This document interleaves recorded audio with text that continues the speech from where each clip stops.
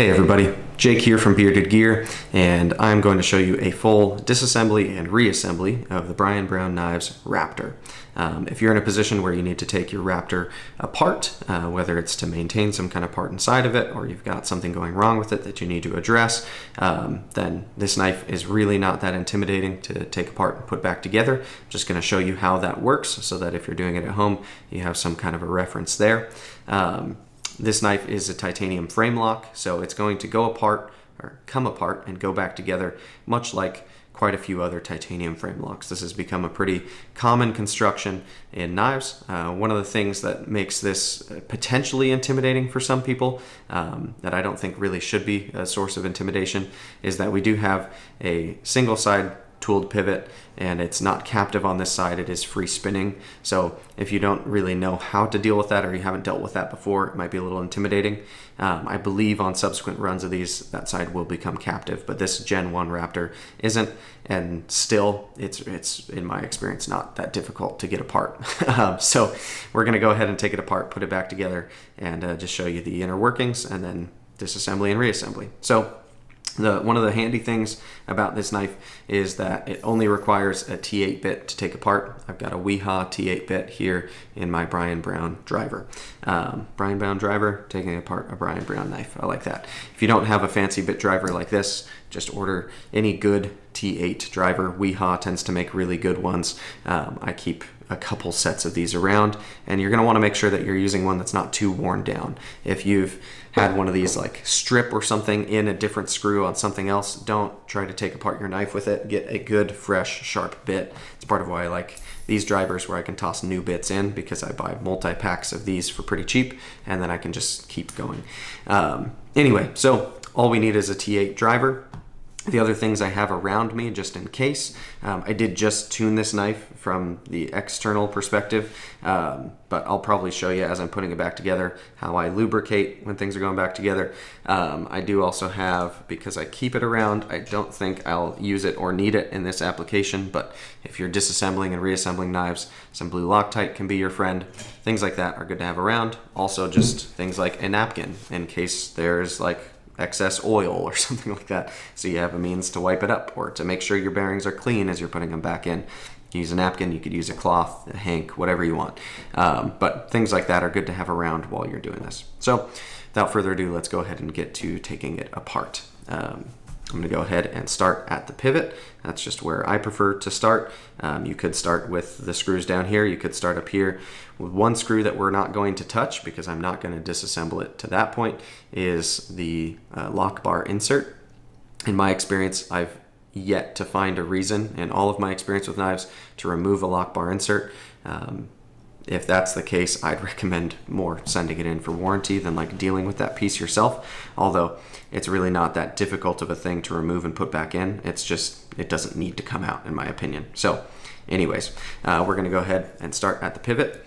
Because this is a free spinning pivot on this side, what I like to do, and what usually works for me, not only on this knife, but on several others where I've had the same type of system, is to simply use my thumb on this side and press pretty firmly into it. It's already kind of a dish. It's a very comfortable place for me to press my thumb, and I'm just going to use my thumb to keep it from spinning on this side while I am turning on this side. And bada bing, bada boom. It's literally that simple. I didn't like prep this knife to make it look good on camera. It's just that easy. And this is actually, I've had another Raptor as well, one with speed holes. I did a disassembly on that knife while I had it, and that knife, same type of thing. It was very easy for me to disassemble the pivot. You see we've got a pivot collar here, and then the pivot screw.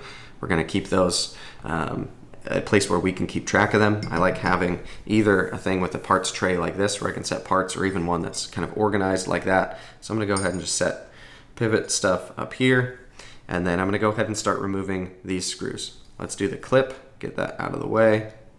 I'm going to go ahead and just give that a turn. These are nice deep clip screws. That one is out. I'm going to put my clip components all in one spot so that I know this is the clip stuff when the knife is ready to go back together. So I'm just removing screw by screw. Great. and now clip comes right off, nice and easy. You can see the machining on there. Great clip. Put that in the same spot as the screws, so I know that's where that goes. Now you can see how the clip mounts. Nice, perfect slot machined for it. Now, all the hardware is done just from this one side because it goes through and meets the other side, right? It's a really cool construction. Also makes it very easy. We're only removing screws from one side instead of moving back and forth. Go ahead and take those out. And from here, my knife is ready to go ahead and begin pulling apart. Did I get those all the way out? Let's see. I might not have.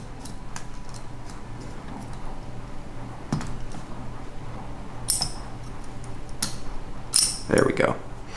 All right, so these are nice long screws. They're threading into the other side of the knife. I'll go ahead and remove those just so you can see them. It's great hardware. I like to see that. Put those down there. Now you can see internally, this is what our lock bar insert looks like from inside the knife. You can see how that's mounted. Again, I don't ever find myself with a reason to remove that. If you needed to remove it and replace it, it would be very easy. It's just that single screw, also a T8, so you could go ahead and remove that and replace it. But I like to leave that where it is because the knife is locking up just fine right where it is, and I'd rather not mess with that if I don't have to. I still consider this fully disassembled, even leaving that there. One of the reasons you might be pulling this knife apart is if you're someone who likes to swap bearings, things like that. Now at this point, that's very easy to do. As you can see, with the knife apart, the bearings are just right there. So we're gonna go ahead, pull this all the way apart. That way you can see how it all goes together and see it kind of blown apart. We've got bearings here. As you can see, the way that this knife came from factory, these bearings have kind of two distinct sides to them, right? There's this side where the ceramic bearings are sticking out of a flat surface of this brass cage. And then on the other side, the brass cage is kind of cupped to hold the bearings into it. The way that this came from factory, so the way I'm going to put it back together is with the flat face of the bearings, not the cupped side facing the blade. So that's nice and simple, easy here. I'm just going to remember that when I put it back together, that I want the cupped side towards the handle, I want the flat side towards the blade. So bearing there, our other bearing right next to it.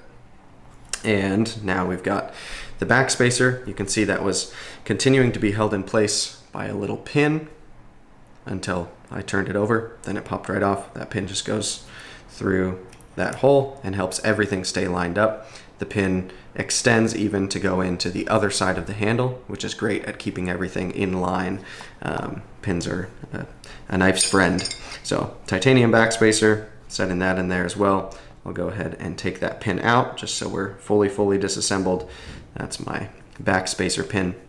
Now you'll see from this side, I have the pivot still in here, but I can just give that a push.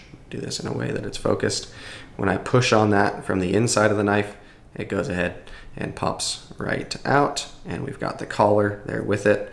Let me go ahead and set this on the other end here with its collar. Nice and easy. So now this side of the knife is also fully disassembled. You can see the internal milling here is extensive. They've removed a lot of weight from the inside of this titanium scale. Got a lot of contouring on the outside. It's really a beautiful piece even just on its own. So we've got two scales fully disassembled. The only thing I didn't pull off of here is we have a steel washer up against the titanium on both sides. That steel washer is important because a ceramic bearing is much harder than titanium. And so if you had the ceramic bearings running against the titanium scales, over time they dig too deep of a pit for themselves and you'd lose some tolerance.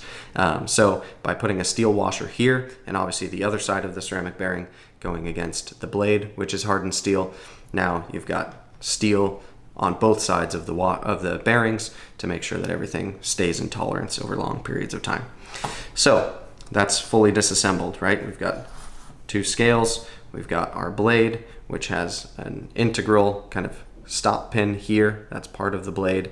So that's part of what helps us stay in line in these tracks and helps with holding the lock open in exactly the right place and holding the blade closed in exactly the right place and helps everything fit together. So that's our components, right? We've got pivots and collars, we've got a backspacer, we've got bearings, we've got a pin, we've got hardware for subsequent places on the knife to hold it all together, and that's it. It's really not that much stuff. If you're familiar with working on knives, all of these things are pretty approachable and normal.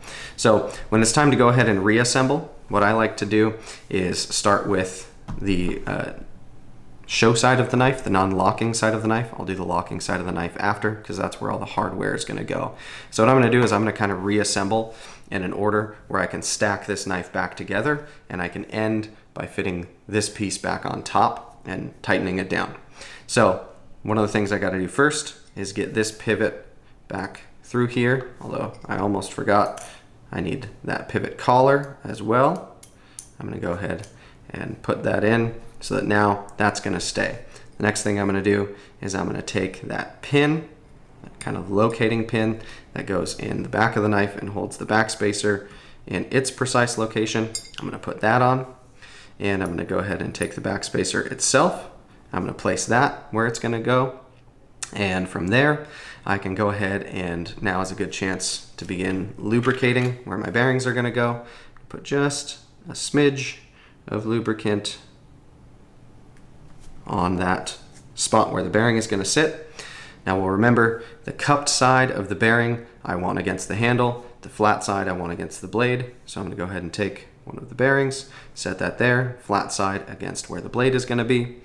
And now I'm ready to go ahead and stack the blade on top of that.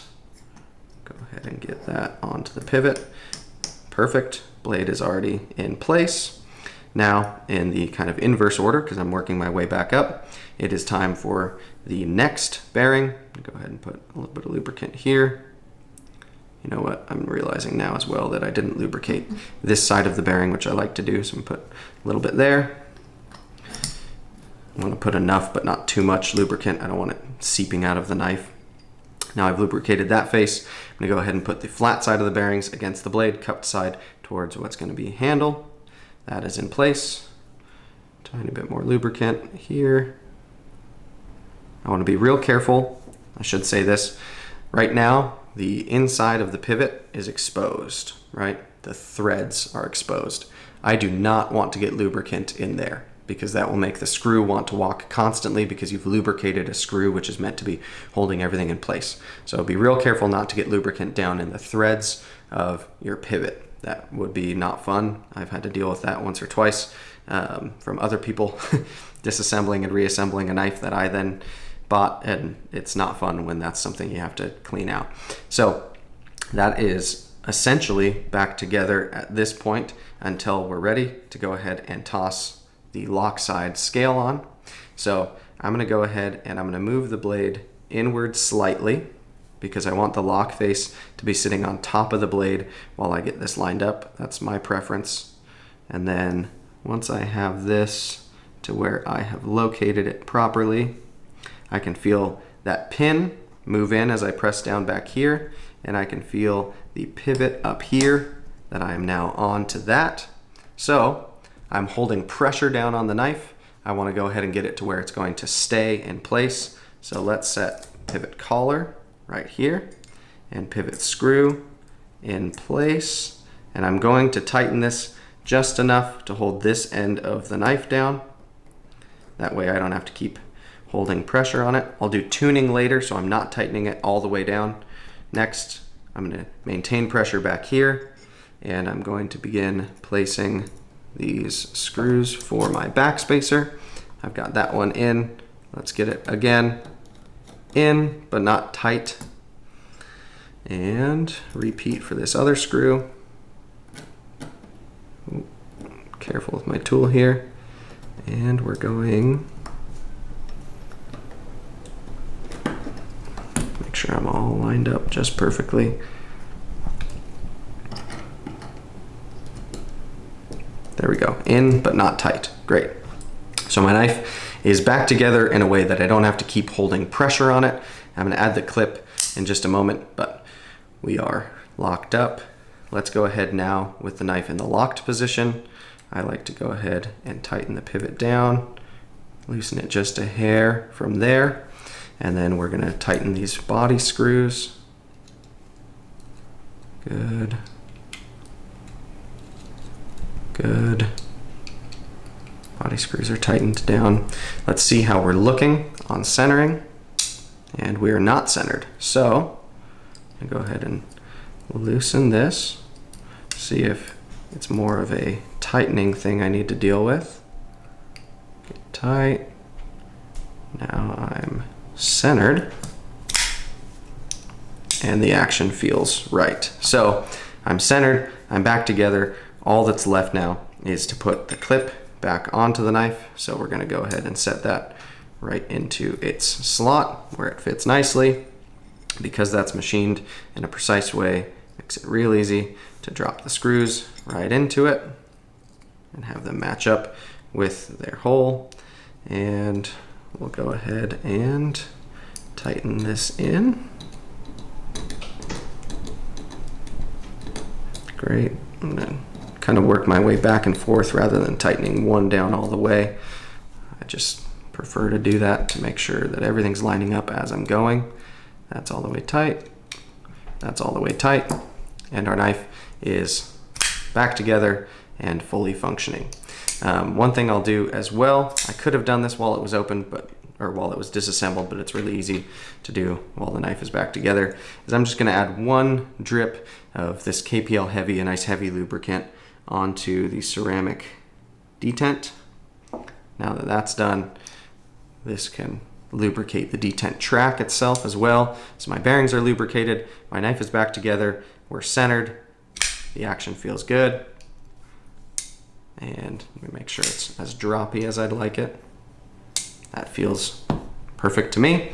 And we're back together. Now, also from this point, I can do little things to tune it. If I'm still chasing some centering, I can play with the pivot adjustment. If I want it to be droppier, I can loosen just a hair. I can do some things from the outside of this knife that are tuning related that don't require a full disassembly and reassembly. So if you get to this point and you're a little off center, don't get so frustrated that you immediately rip the whole knife back apart. But you can do quite a bit from the outside as well, which if you watch the tuning video, you'll see in there. So anyway, there is the Raptor apart and back together. It's really not that intense of a process. It's pretty easy. Everything is machined so precisely that it just goes together the right way, and it's easy to get it to all fit. You're not chasing anything around. So very good design in that way, and a very well built knife. Riyadh did a good job, and yeah, appreciate you guys for checking it out. We'll see you on the next one.